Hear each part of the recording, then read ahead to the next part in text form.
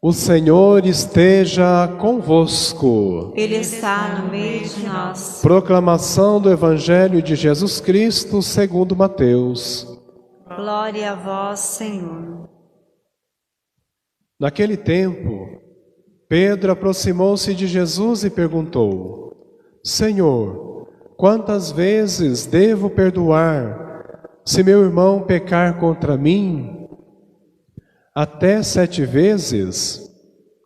Jesus respondeu: Não te digo até 7 vezes, mas até 70 vezes 7. Porque o reino dos céus é como um rei que resolveu acertar as contas com seus empregados. Quando começou o acerto, trouxeram-lhe um que lhe devia uma enorme fortuna. Como o empregado não tivesse com o que pagar, o patrão mandou que fosse vendido como escravo, junto com a mulher e os filhos e tudo que possuía, para que pagasse a dívida. O empregado, porém, caiu aos pés do patrão e, prostrado, suplicava: Dá-me um prazo e eu te pagarei tudo. Diante disso, o patrão teve compaixão, soltou o empregado e perdoou-lhe a dívida.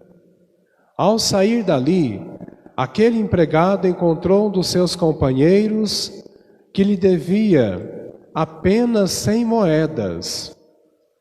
Ele o agarrou e começou a sufocá-lo, dizendo: Paga o que me deves. O companheiro, caindo a seus pés, suplicava: Dá-me um prazo e eu te pagarei. Mas o empregado não quis saber disso. Saiu e mandou jogá-lo na prisão, até que pagasse o que devia. Vendo o que havia acontecido, os outros empregados ficaram muito tristes. Procuraram o patrão e lhe contaram tudo. Então o patrão mandou chamá-lo e lhe disse: Empregado perverso, eu te perdoei toda a tua dívida, porque tu me suplicaste. Não devias tu também ter compaixão do teu companheiro, como eu tive compaixão de ti? O patrão indignou-se e mandou entregar aquele empregado aos torturadores até que pagasse toda a sua dívida.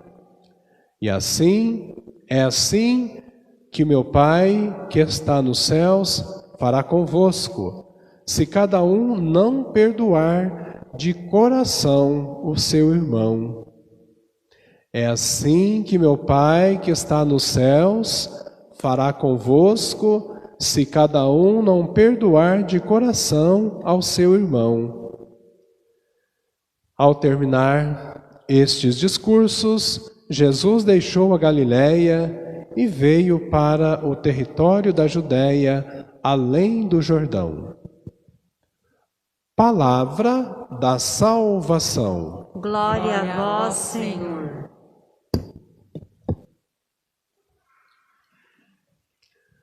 Amados irmãos e irmãs, temos fundamento muito profundo para a nossa vida nas leituras da missa de hoje. A primeira leitura vai nos falar da importância da figura do líder, de alguém que vai puxar, seja a família, seja a igreja, a comunidade, a pastoral, a figura do líder. O líder carrega em seus ombros o compromisso de estar à frente, puxar um determinado grupo, mas ao mesmo tempo ele carrega também nos seus ombros a bênção, a proteção, a sabedoria de Deus. Ontem nós lembrávamos na primeira leitura o dia que Moisés morreu. Moisés morreu antes de chegar na terra prometida. Mas Moisés já estava preparando e Deus estava escolhendo um sucessor chamado Josué. O sucessor que vai ter o compromisso, vai ter a responsabilidade de conduzir o povo até a terra prometida. Moisés começou a libertação do povo de Deus. Chegando próximo da terra prometida, ele então passa o bastão e Josué continua tendo esse compromisso de conduzir o povo até o lugar que Deus tinha indicado. E a leitura de hoje vai nos deixar claro, o próprio Deus dizendo, olha, eu vou exaltar o teu nome diante do povo, para que saibas que eu estou assim contigo, como estive com Moisés. O líder, ele é um sinal da força, da condução do próprio Deus. Eis então a figura importante do pai e da mãe dentro da família. Aquele que recebe a graça de Deus para puxar, para conduzir a sua família até onde Deus deseja, o lugar que Deus escolhe. E a gente vai perceber que as mesmas dificuldades que Moisés enfrentou, parecia que o povo já estava na terra prometida, mas ainda tinha muita coisa para acontecer. Sempre é importante você pensar que quem decide a chegada onde deve terminar a sua missão é Deus, não somos nós. E Josué, então, ele teve que enfrentar um povo muito forte, que a palavra de Deus, em outra leitura, disse que o povo de Deus, perto daqueles homens que estavam lá já na terra, eles pareciam gafanhotos. E a gente vai ver depois, Davi vai lutar com o gigante, eram homens enormes, um povo forte, organizado, mas era preciso conquistar a terra. E Deus então vai dizer, olha, vocês não estão sozinhos, pegue a arca da aliança, os sacerdotes vão conduzir a arca da aliança na frente, para que aquele povo perceba que eu estou convosco, vocês não estão sozinhos. E assim como Moisés lá atrás teve que enfrentar o faraó, os seus soldados, agora é Josué que vai enfrentar também aqueles homens enormes, organizados, que estavam na terra. Assim como Moisés abriu, com a proteção de Deus, com o sinal de Deus, o Mar Vermelho, Josué também agora é chamado a tocar no Rio Jordão, para que a água se separasse e eles pudessem atravessar. É importante então percebermos que Deus é eterno, nós somos passageiros, e Deus então vai escolhendo pessoas líderes para continuar a sua presença no meio do povo. E é importante então que cada líder, hoje cada responsável, ele tenha esse pensamento de ir preparando o seu sucessor. Na igreja, esta questão da sucessão, do serviço, é muito importante e desde sempre. Por isso, então, desde Pedro até hoje, sempre tem os sucessores, aqueles que vão conduzir o povo da forma que Deus deseja. Que possamos também preparar na pastoral, no movimento, na comunidade, os nossos sucessores. E sempre lembrando, quanto maior for Deus na pessoa do líder, maior o líder será. Quanto maior for Deus na vida do líder, maior esse líder será, mais importante ele será dentro do povo de Deus. E o líder, ele precisa primeiro entrar na escola da misericórdia, do perdão. Ele precisa saber perdoar mais do que aqueles que estão aos seus cuidados. E por isso nós vamos então entender o Evangelho quando São Pedro, querendo então exagerar até diante de Jesus, ele vai dizer assim, olha, é preciso, Senhor, quantas vezes devemos perdoar se o irmão pecar contra nós? Até 7 vezes? Pedro já estava bem acima, porque o costume dos judeus era pecar apenas 4 vezes, perdoar apenas 4 vezes. Se uma pessoa faz alguma coisa para você, você perdoa, uma segunda, uma terceira, uma quarta, aí na 5ª vez já não precisa perdoar mais. Então São Pedro também buscando um pensamento lá do Antigo Testamento, porque Lameque, que era um descendente de Caim, ele disse assim, quem levantar a mão contra Caim, eu vou julgar ou eu vou punir 7 vezes mais. Dizendo que não deveria ninguém querer vingar de Caim. E São Pedro então vai usar esta mesma intensidade, achando que como a vingança ela não pode, o máximo dela é 7 vezes, então Pedro falou do perdão também, o máximo 7 vezes. Jesus vai dizer não, 70 vezes 7, que quer dizer sempre, perdoar sempre. E a gente vai perceber então que o que Jesus está querendo nos dizer é que enquanto o perdão ele nos aproxima, o ódio, contrário do perdão, afasta, distancia, deixa a pessoa sozinho, sozinha. O perdão então aproxima. E nós somos então necessitados do outro, para que o outro nos ajude no conhecimento de nós mesmos. Olha, se a gente distancia as pessoas da gente, a gente não se conhece, porque as pessoas que nos revela o outro que faz com que eu me conheça melhor. O outro revela de fato aquilo que eu sou de bom, mas também mostra para mim aquilo que eu não sou de bom, aquilo que eu tenho de ruim.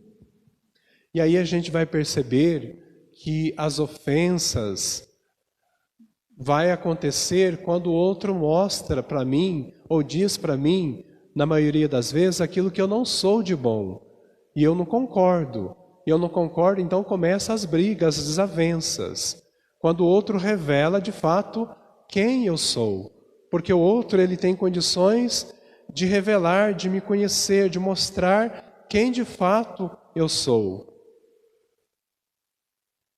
E algo assim que talvez você não sabe, ou vai ser uma revelação para você agora. Não sei se você já pensou nisso, mas você vai viver a vida inteira, você vai viver quantos anos Deus te permitir, a vida inteira, e você não vai conhecer o seu rosto. Já percebeu nisso? Já pensou nisso? Que você vai viver a sua vida inteira e você não vai conhecer, você não vai ter o privilégio de ver o seu rosto. Quem vê o seu rosto é o outro. Ah, mas e o espelho? O espelho já é a imagem do seu rosto. Somente o outro consegue ver quem é você. Somente o outro pode dizer quem é você. Você não se conhece, você depende do outro para se conhecer. Repito,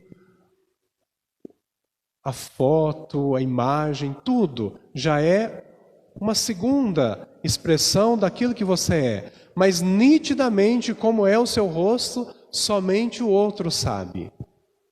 Pensou nisso, Osmar? Você vai viver a sua vida inteira e você não vai ver o seu rosto. Isso é muito interessante. Deus nos fez de uma forma muito interessante. E o outro, então, que vai revelar quem eu sou. E se eu não der a oportunidade para o outro dizer quem eu sou, eu vou viver a vida inteira sem saber quem eu sou. E eu não sabendo quem eu sou, é um desastre, é não viver. Então eu preciso me conhecer, mas a condição única, não existe outra, é que o outro revele de fato quem eu sou. E a gente sabe, e está mais que provado isso, que o ser humano ele não consegue mentir. O ser humano, nas suas expressões, ele não consegue mentir. Então, quando ele está diante do outro, o outro sabe se ele está dizendo a verdade ou não.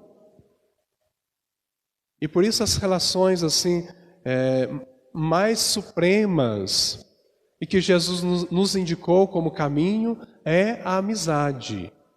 Porque o amigo, a gente deixa ele falar de fato quem nós somos. O amigo, ele nos ajuda demais. Por isso que Jesus vai dizer que quem encontrou o amigo, encontrou quem?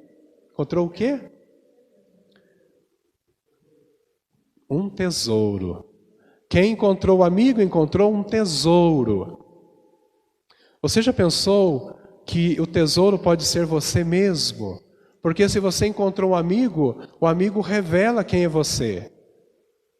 O amigo, ele tem o dom que vem de Deus de te tirando as arestas, tirando aquilo que é de ruim que você tem e vai deixando o verdadeiro tesouro que Deus te fez. Por isso que encontrou um amigo, encontrou um tesouro.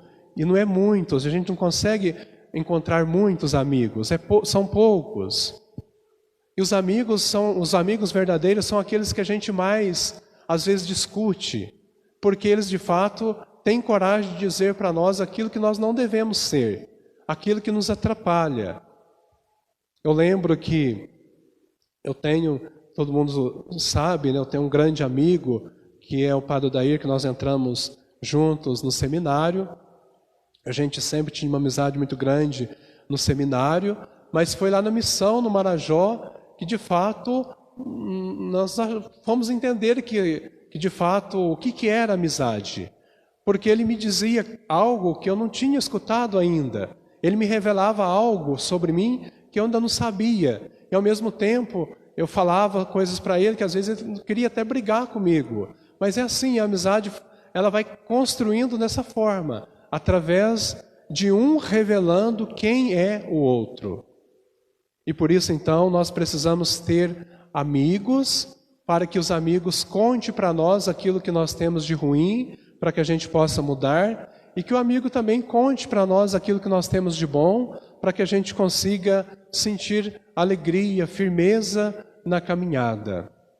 E por fim, eu não tenho dúvida também que, semelhante a esta experiência da amizade, que é uma experiência reveladora, é a experiência do verdadeiro esposo e da verdadeira esposa. Aqueles que vivem um amor fundamentado também nesta amizade sagrada. Porque o casal, quando eles vivem esse amor conjugal, fundamentado nessa amizade sagrada que Jesus ensinou, cada dia da vida um vai revelando o outro, um vai deixando o outro mais perfeito, mais puro. E quanto mais os dois se permitem que isso aconteça, cada vez mais essa união se torna algo assim, mais do que humano, mas divino. Porque, repito, é como se fosse algo, uma pedra preciosa que um vai tirando e mostrando para o outro, olha, isso você deve tirar, isso não, isso conserva, etc. E vai crescendo. Tanto na vida matrimonial como na amizade, com certeza vocês já experimentaram a pessoa dizer, no caso da amizade ou da vida matrimonial, ó, você é assim. Eu falo, mas eu não sou assim. Não, você é assim sim. Não é assim que acontece? A esposa não vai dizer para o marido, você é assim. Ele, não sou assim. É assim sim. E vice-versa. E até os dois, então, na humildade, eles vão percebendo que realmente, não, eu sou assim mesmo. E às vezes a gente enxerga na cara da pessoa, de uma forma tão clara, algo que ela nunca teve noção. E ela não aceita no primeiro momento. E se não tiver amizade, briga. Foge. Por isso a amizade é muito santa, muito profunda. E o casal também, ele é marcado pelo sacramento para viver isso, para conseguir um ajudar o outro. E aí então, já abrindo aqui para a partilha da noite, eu estava pensando, talvez o viúvo ele sofre tanto, ou a viúva sofre tanto quando um dos dois faltam, com certeza é porque a pessoa se sente sozinha, não pela companhia, mas pela ausência de alguém que estava ajudando ela a ser melhor, alguém que mostrava quem ela é, quem ele ou quem ela era, e ele se sente então agora nu diante da vida, porque aquele que me revelava quem eu sou, aquele que me ajudava a ser melhor, não está mais, estou sozinho. E aí então fica aqui perdido, fica sem saber o que fazer e sofre muito.